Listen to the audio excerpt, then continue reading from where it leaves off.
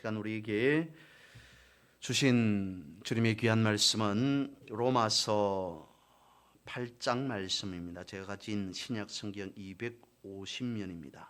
로마서 8장 35절로 37절까지의 말씀 쳐주셔서 한 목소리로 같이 읽었으면 합니다.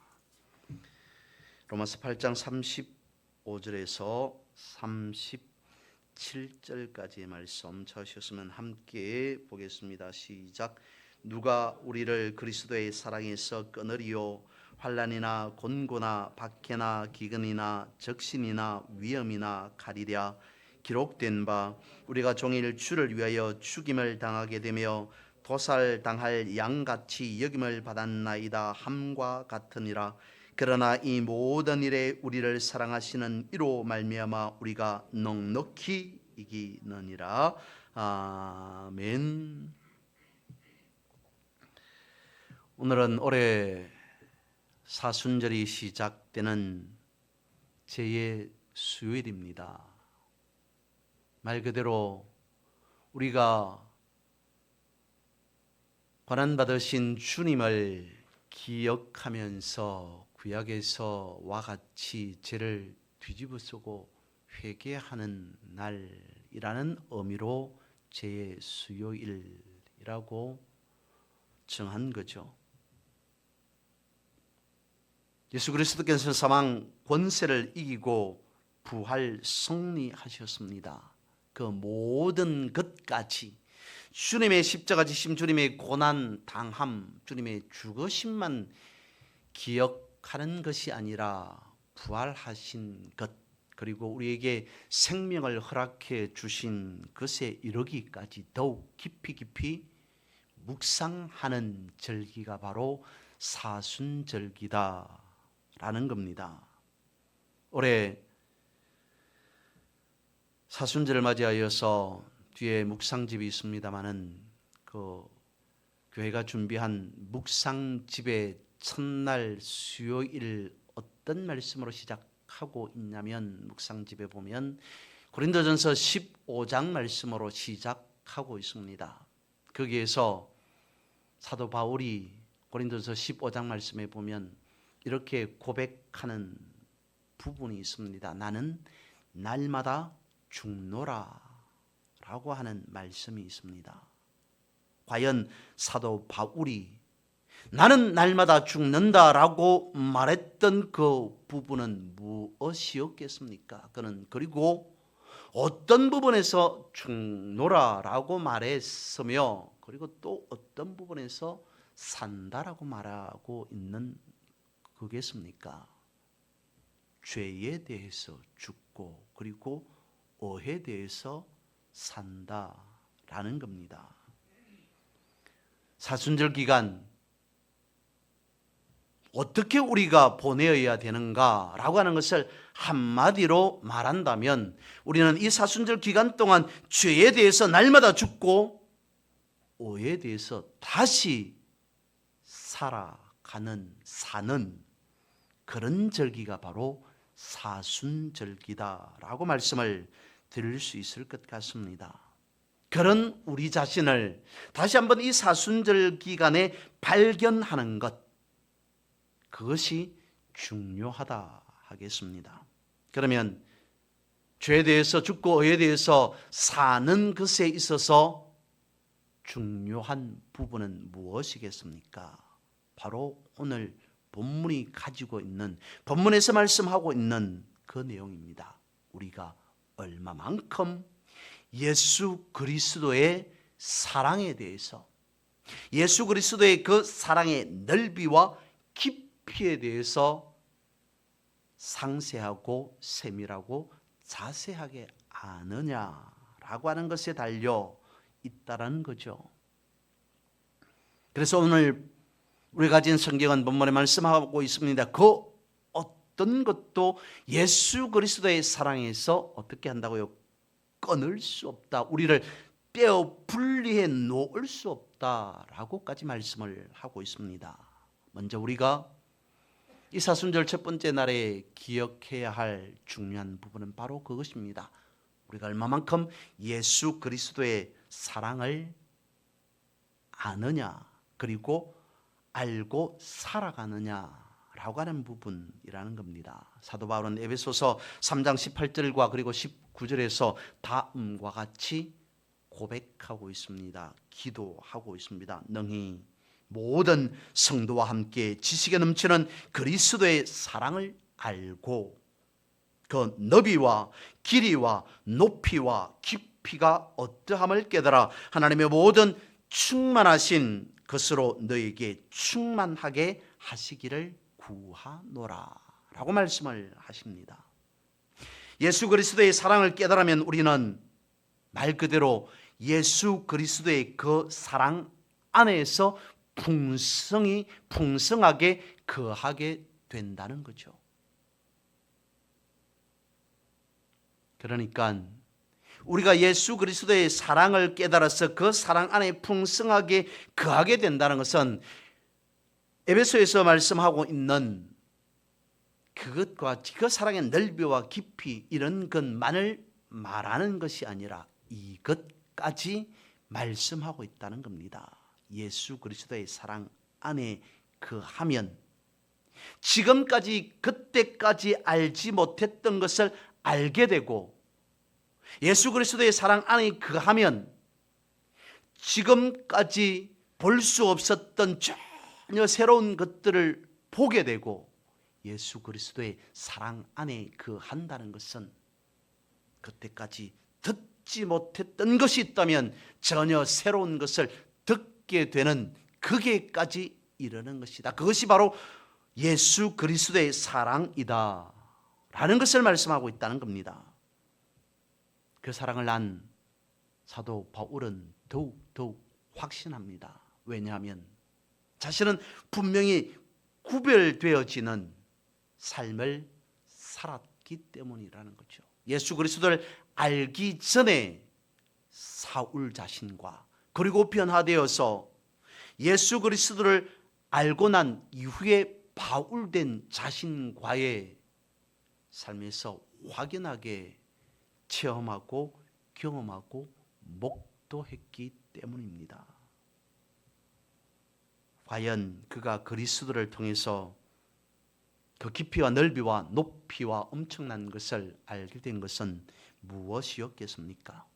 그리고 성경에서 우리를 어떻게 말씀하고 있겠습니까? 성경에서 예수 그리스도의 사랑이 있을진데 그 사랑 안에 거하게 되는 우리는 과연 누구라고 말씀하고 있는 그겠습니까?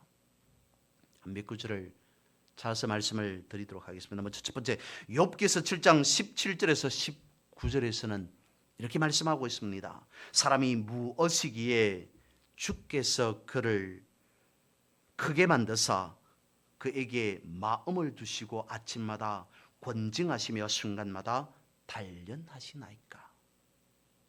주께서 내게서 눈을 돌이키지 아니하시며 내가 침을 삼킬 동안도 나를 놓지 아니하시기를 어느 때까지 하시리까. 물론 이 말씀의 전후 문맥 상황을 살펴보면 우리라고 하기보다는 특정한 인물을 말씀하고 있다는 것을 충분히 우리는 알 수 있습니다. 그런데 모든 성경은 우리에게로 향하고 있다는 것으로 생각해 보면 분명히 사람이 무엇이기에 라고 말씀을 하고 있습니다. 이와 동일한 말씀을 시편에서도 하고 있습니다. 시편 8편 4절에서 6절입니다. 사람이 무엇이기에 주께서 그를 생각하시며 인자가 무엇이기에 주께서 그를 돌보시나이까. 그를 하나님보다 조금 못하게 하시고 영화와 존귀로 관을 씌우셨나이까. 주의 손으로 만드신 것을 다스리게 하시고 만물을 그의 발 아래 두셨으니. 동일하게 욥기서와 시편에서는 사람이 무엇이기에 라고 말하고 있습니다. 오늘 우리를 향한 말씀으로 본다면 우리가 과연 누구이기에, 우리가 과연 무엇이기에 하나님께서 주께서 우리를 이와 같이 하십니까? 라고 말씀을 하고 계시다는 겁니다. 이에 시편 2편 7절은 이렇게 화답하듯이 우리의 인생이 무엇인지를 답으로 말씀하듯이 말씀하십니다. 너는 내 아들이라. 오늘 내가 너를 낳았도다. 아멘이십니까? 이 말씀 하나로 사람이 무엇이기에 라는 말씀에 대한 답을 충분히 우리는 얻을 수 있습니다. 그러니까 성경에서 말씀하고 있습니다. 우리는 주의 백성이요 주의 자녀가 되었다라고 확실하게 말씀하고 있습니다. 그래서 하나님께서 사람이 되신 이유가 여기에 있다는 겁니다. 그래서 예수 그리스도께서 십자가를 지신 이유가 바로 여기에 있다는 겁니다. 그리고 뿐만 아니라 우리에게 모든 것을 주시기 위한 우리를 상속자 되게 하신 이유 또한 바로 여기에 있다는 것을 우리는 알 수 있습니다. 예수 그리스도를 통해서 그 사랑이 무엇인지를 이와 같이 말씀하고 있습니다. 그리고 오늘 본문에서는 이렇게 말씀합니다. 그런 예수 그리스도의 사랑에서 끊을 수 없다라고 말씀하고 있습니다. 이 말씀을 조금 돌려 생각해 보면 예수 그리스도의 사랑이 우리를 구원으로 이끌어 간다는 거죠. 이미 우리는 구원의 방주 안에 있습니다. 그런데 그 구원의 방주가 유리바다에 떠서 유리방황하고 있는 것이 아니라 구원의 방주이기에 끊임없이 구원을 향해 나아간다는 거죠. 구원의 길로 향하고 있다는 겁니다. 예수 그리스도의 사랑이 우리를 끊임없이 구원으로 이끌어 가신다라는 겁니다. 예수 그리스도의 사랑이 우리를 구원으로 이끌어 간다는 것은 우리가 삶 속에서 쓰러지거나 넘어지게 하지 아니하고 다시 일어서게 하는 것, 그리고 넉넉히 이기게 하는 것, 그것을 말씀을 하십니다. 이 하나님의 사랑을 그래서 깨달아 알게 되면 세상의 어떤 것도 우리를 두렵게 할 수 없다는 겁니다. 이 사랑을 믿고 세상을 살아가면 우리를 방해하는 그 모든 것을 이기고 승리하게 된다는 것을 말씀하고 있습니다. 그래서 오늘 본문은 말씀하고 있습니다. 우리는 이런 우리는 넉넉히 이기느니라 라고 말씀을 하십니다. 범브란터 목사님이 승리하는 신앙이라고 하는 책에 보면 랍비와 유대인에 대한 이런 예화 하나가 실려 있습니다. 어느 한 유대의 랍비가 다른 유대인에게 이런 질문을 던집니다. 만약에 당신이 길을 걸어가는데 길을 가다가 돈이 아주 많이 든 지갑을 발견한다면 어떻게 하시겠소? 라고 랍비가 유대인에게 물어봅니다. 그 유대인이 랍비에게 대답합니다. 예, 저는 너무 가난하고 또 가난합니다. 그래서 길을 가다가 돈이 많이 든 지갑을 발견하면 하나님께서 나에게, 가난한 나에게 주신 선물이라고 생각하고 제가 가지겠습니다 라고 대답합니다.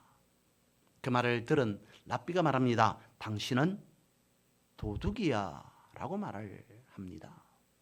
그리고 랍비가 또 다른 유대인에게 동일한 질문을 합니다. 만약에 당신이 길을 걸어가다가 돈이 아주 많이 든 지갑을 발견하면 당신은 어떻게 하겠소? 라고 묻자 두 번째 유대인이 말합니다. 아주 도덕적으로 착한 유대인이었던 것 같습니다. 예, 저는 당연히 그 지갑을 주었다면 주인을 찾아 주기 위해 나서겠소, 주인을 찾아주겠소 라고 말하더랍니다. 그 말을 들은 랍비가 그에게 말합니다. 당신은 참 바보군요 라고 하더랍니다. 세 번째 또 다른 유대인에게 이렇게 해서 지갑을 줬는다면 당신은 어떻게 하겠습니까? 라고 질문하자 세 번째 유대인이 이렇게 답하더랍니다. 예, 당연히 지갑을 잃어버린 주인을 찾아 주어야 하겠죠. 그것이 당연하겠죠. 그런데 저는 유혹에 강하지 못한 사람입니다. 저는 쉽게 돈의 유혹을 뿌리칠 수 있는 그런 담대한 사람이 아닙니다. 그래서 하나님께 묻겠습니다 라고 답하더랍니다. 그 말을 들은 랍비가 말합니다. 당신의 말이 옳도다. 여기서 말하고 있는 이것은 단순히 랍비가 유대인에게 첫 번째, 두 번째, 세 번째 사람에게 지갑을 주었으니 어떻게 하겠느냐라고 하는 것을 물었던 것은 사실 아니었습니다. 지갑을 줍는다는 것은 우리가 사람이 살아가면서 부딪히는 생각지도 못했던 그 일 앞에 당신이라면 어떻게 하겠느냐, 당신이라면 어떻게 하겠느냐, 당신이라면 어떻게 하겠느냐. 첫 번째, 두 번째 사람에게 도둑이요 바보라고 말한 이유는 그것입니다. 첫 번째, 두 번째 사람은 내가 알아서 하겠습니다. 내가 주었으니, 내가 가난하니 내가 취하겠습니다. 내가 주었으나 나는 도덕적으로 착한 삶을 살아가는 사람이니 당연히 잃어버린 사람을 내가 알아서 찾아주겠습니다. 그래서 도둑이요 바보라고 말했던 것이고, 세 번째 사람은 그런 일이 나에게 일어난다면 내가 결정하기보다는 먼저 하나님께 묻겠습니다 라고 답했기 때문에 당신의 말이 옳도다 라고 말했다는 거죠. 이 사순절 기간 죄라고 하는 것에 대해서 우리가 한번 생각해 보면 어떻겠습니까? 지금까지 삶을 살아오면서 우리는 죄에 대해서 얼마만큼 당당했습니까? 지금까지 삶을 살아오면서 우리는 죄에 대해서 얼마만큼 꿋꿋한 삶을 살아왔습니까? 지금까지 우리는 스스로 유혹을 얼마만큼 물리치며 살아왔습니까? 생각해 보면 우리는 그렇게 당당하지도 꿋꿋하지도 확실하게 유혹을 물리치면서도 살지 못했던 것 같습니다.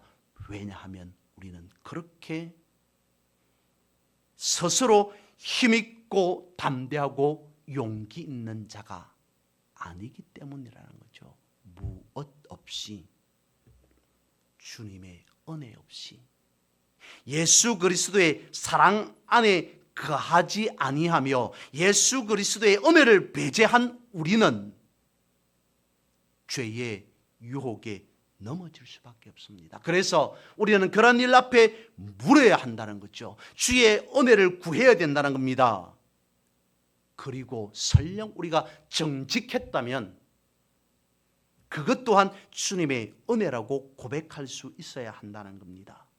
설령 우리가 시험에서 승리했다면, 시험을 날마다 이겼다면 그것 또한 주님의 은혜였음을 고백할 수 있어야 한다는 겁니다. 주의 은혜가 아니라면 우리는 시험과 죄를 이길 수 없다는 것을 말씀을 드리고 싶은 겁니다. 주의 은혜로 우리는 승리할 수 있다는 거죠.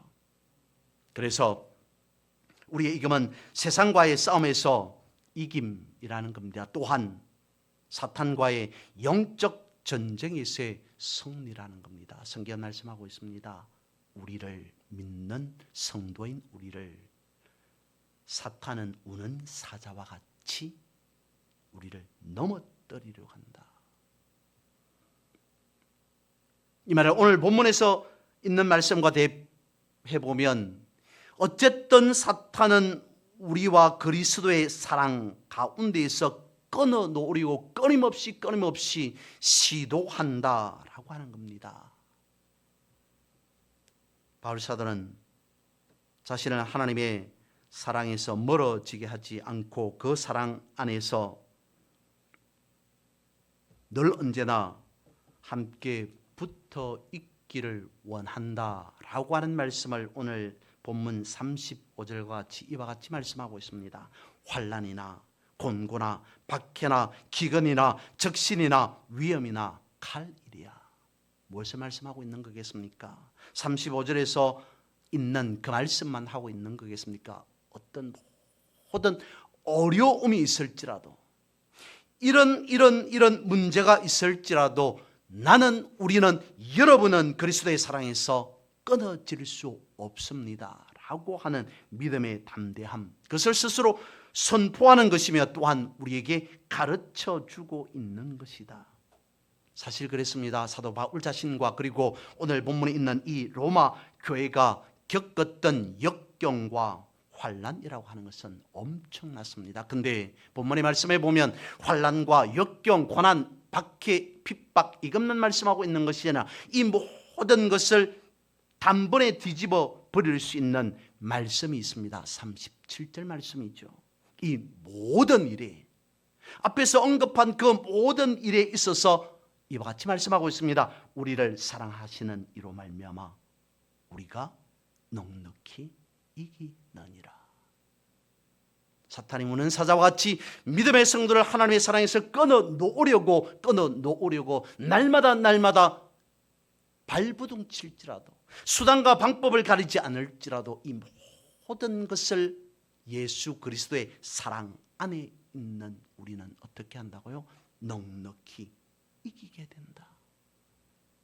초대교회가 그랬습니다.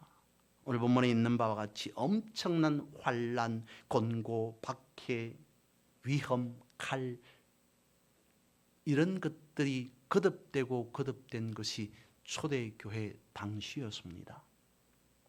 지난번에도 말씀을 드렸습니다마는 그러면 심지어는 로마 황제는 이렇게까지 했습니다. 내가 내 이름을 걸고 그리스도인들 이 모든 사람을 뿌리 뽑으리라. 이 나라에서 로마에서 그리스도인이라고 하는 이름 자체를 완전히 없애리라 라고 선포하였던, 그래서 엄청난 핍박과 박해를 가했던 로마 황제들도 있었습니다. 그랬다면 초대교회 당시만 보더라도 어떤 현상이 일어나야 맞는 것이었습니까? 가면 갈수록 핍박이 박해가 심해지니 그리스도인들의 숫자는 점점 더 줄어들어야, 아니 로마 황제의 말처럼 뿌리 뽑혀야 그 이름이 사라져야만이 맞습니다. 그런데도 그렇게 핍박이 강했던 초대교회 당시 물론 흩어졌습니다. 지난번에 말씀을 드리고 우리가 아는 바와 같이 카타콤이라고 하는 그런 것이 생길 수밖에 없었습니다. 하지만 그런 한편 또 다른 어떤 현상이 있었냐면 그리스도인들의 수가 줄어든 것이 아니라 그 핍박의 현실, 그 핍박의 현장 가운데 그리스도인들의 수는 오히려 늘어났다는 거죠. 핍박을 가하는 자신을 바라보면서 오히려 그런 자신을 향해 기도하는 그리스도인들을 보면서 감화를 받아서 다시 주님께로 돌아오는 사람, 고난받으면서 그 고난 가운데의 평안과 인내로 이겨나가는 것을 보고 주님을 믿기로 작정하는 사람, 이런 사람들의 수가 가면 갈수록 늘어나더라는 겁니다. 기독교의 초대 기독교에 가해졌던 그런 환난과 박해가 아무리 거셀지라도, 아무리 크고 강하다 할지라도 오늘 본문에서는 말합니다. 이 모든 일에 우리는 넉넉히 이기느니라. 사순절입니다. 초대교회뿐만 아니라 우리가 이와 같이 넉넉히 이기기 위해서 필요한 것은 무엇이겠습니까? 간절한 믿음, 진실한 믿음, 그것을 우리는 이 사순절기에 더욱 붙잡아야 되지 않을까. 많은 시험과 여러 가지 어려운 일들이 있을지라도 그 가운데에서 오늘 본문의 말씀과 같이 우리는 믿음으로 승리하리라 라고 하는 그 확신이 절실하게 필요한 부분이 절기가 바로 사순절기라는 거죠. 그래야만이 자랑스럽게 넉넉히 이겨노라 라고 하는 고백할 기회가 우리에게 주어진다는 겁니다. 오늘 사도 바울이 로마 교회를 향해 그리고 오늘 우리를 향해 다시 한번 말씀하고 있습니다. 우리를 사랑하시는 이로 말미암아 우리가 넉넉히 이기느니라. 이 고백이 바울의 고백만이, 로마 교회를 향한 고백만이 되어야 할 것이 아니라 오늘 나의 고백이 되어야 할 줄로 믿습니다.